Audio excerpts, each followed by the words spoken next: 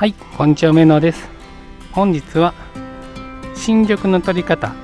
についてご紹介したいと思います。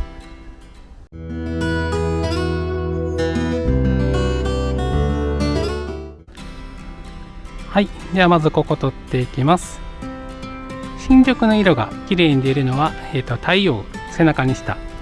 順光という状態で、綺麗に緑色が出ますので、まずはじめは順光で撮っていきたいと思います。でここにちょうど灯籠がありますので、これを右下に入れて、で反対側は空を分けて撮っていきます。でこっちの、ちょっとくすんだ葉っぱと新緑の若々しい緑が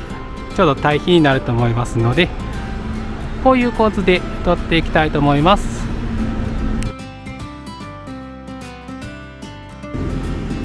はい、カメラの設定していきます。手前の灯籠と奥の、この新緑にピントを合わせていきたいので、よいしょ、置かせてもらって、F 値はちょっと上げていきます。F 値8に設定して、手前の灯籠と奥の新緑と全体にピントを合わせていきます。でその場合に、シャッタースピードが40分の1秒出てまして、で焦点距離は 70mm で撮るんですけれども、手ブレ補正が5段分ありますので、ISO感度100で OK だと思います。ではこの設定で撮っていきましょう。はい、撮れた写真がこんな感じになります。右下に、灯籠を入れて、左上には空を開けて入れてみました。で左側のちょっとくすんでる葉っぱと右側の新緑の若々しい緑が対比になって、より鮮やかさが分かるような写真になったと思います。そしたら次撮っていきましょう。はい、今度はさっきの順光と違って太陽に向かって撮る、逆光で撮っていきたいと思います。新緑は葉っぱがまた薄いので、逆光で撮るとちょっと光でつけて綺麗に見えますので、次は逆光で撮っていきます。で葉っぱは光が当たって綺麗なんですけど、背景を暗いところにすることでよりここの明るさが目立ちますので、背景が暗いところを選んで撮っていきましょう。で逆光で、光がすごい当たって背景が暗い場所なので白飛びする可能性がありますので、カメラの設定の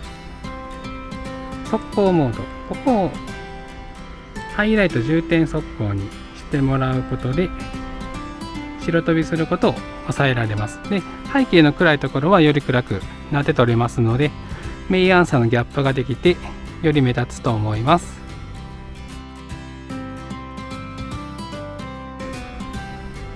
はい、カメラの設定していきます。手前の葉っぱにピントを合わせて、奥はボケさせたいので F 値は4に設定しました。でこの場合でシャッタースピードが1000分の1秒出てますので、ISO感度は100で OK です。それではこの設定で撮っていきましょう。はい、撮れた写真がこんな感じになります。ハイライト重点速攻に設定したことで、逆光の透けてる葉っぱも白飛びせずに撮れています。で背景は暗いんですけど、ところどころのこの木漏れ日が玉ボケになってくれてますので、それはそれで、演出っぽい感じになって撮れたんじゃないかと思います。そしたら次撮っていきましょう。余談なんですけど、僕最近ちょっとTwitter の方では出してたんですけど、カメラを落としまして、カメラとそこについてた望遠レンズを今修理に出してまして、標準レンズしか持ってないので、ちょっと新緑に近寄って撮ってる写真がないんですけど、望遠レンズを持っている方は望遠レンズを使って撮ることで、より新緑だけに、画角を狭くして撮ることができるので、もっと明確にどういう写真が撮りたかったのかっていう写真を撮ることができるので、キットレンズ、ダブルズームキットの望遠とかでも構わないので、望遠レンズを使って撮ってあげることで、よりどういう写真が撮りたかったのかっていうのを明確にして撮ることができます。はい、次ここ撮っていきます。枯葉と新緑を一緒に撮ることによってより鮮やかな緑っていうのが目立つと思いますので、落ち葉と新緑を一緒に撮ってみたいと思います。で、新しく芽吹いてきた植物っていうのは背が低いのでローアングルで撮ってしまいがちだと思うんですけど、ローアングルで撮ってしまうとレンズにもよるんですけど、ピントの面がすごい薄くなってしまうので、せっかく新緑と枯葉と撮ろうとしてもどっちかがボケたりしてしまいます。なのでこういう時はハイアングルで撮ってあげることで、縁低かったとしてもだいたい全体的にピントがありますので、こういう場合はハイアングルの構図アングルも使うようにしてみてください。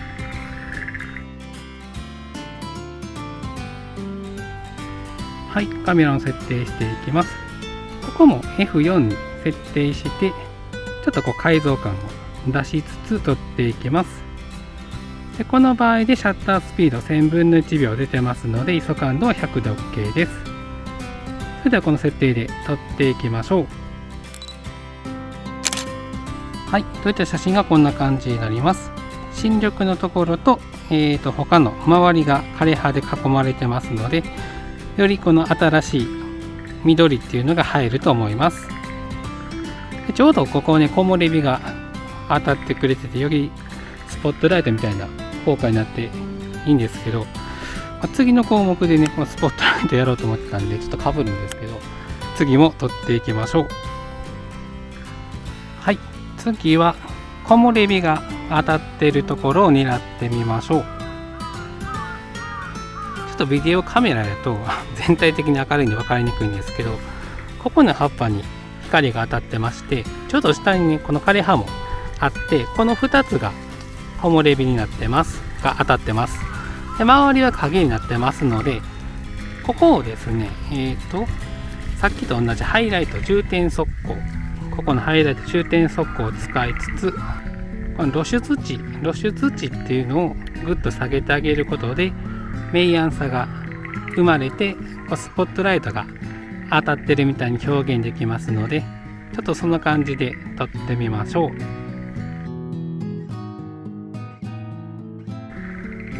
はい、カメラを設定していきます。光が当たっている葉っぱと下の落ち葉と両方ピント合わせて、そこの空間だけくっきり映したいので F 値は 6.3 に設定しました。この場合で、シャッタースピード250分の1秒出てますので、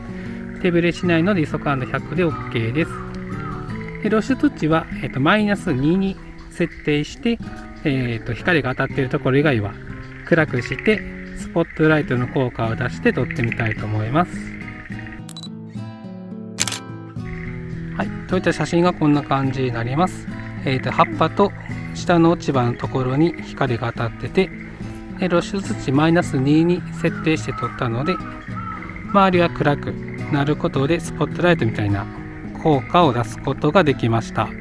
新緑が見えるとこだいたい山の中だと思うので、こういう場所はいっぱいありますので、ぜひいろいろ足元とか見てみてください。